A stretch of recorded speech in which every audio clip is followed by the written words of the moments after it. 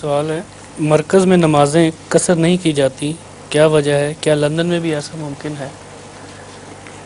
قصر کی جا سکتی ہیں جی مرکز میں، مسافر آئے جی اور وہ شرطیں پوری کرے، اس کو منع نہیں ہے،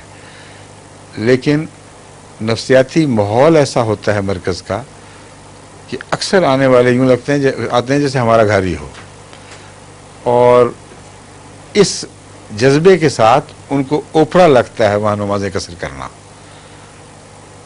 اور اپنی مسافریت کا احساس نہیں رہتا بلکہ گویا گھر پہنچ گئے ہیں۔ اور پھر جب مسجدوں میں نمازیں پڑھتے ہیں تو سب مقامی امام ہوتے ہیں، ان کی قصر کی گنجائش ہی کوئی نہیں،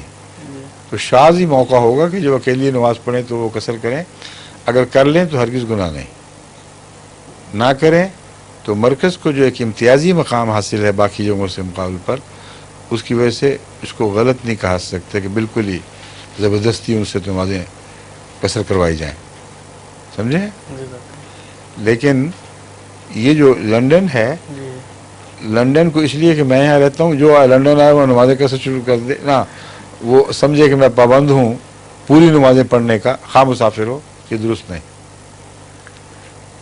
یا الٹ ہے، یہ ان کا مطلب یہ نہیں ہے کہ قصر کریں،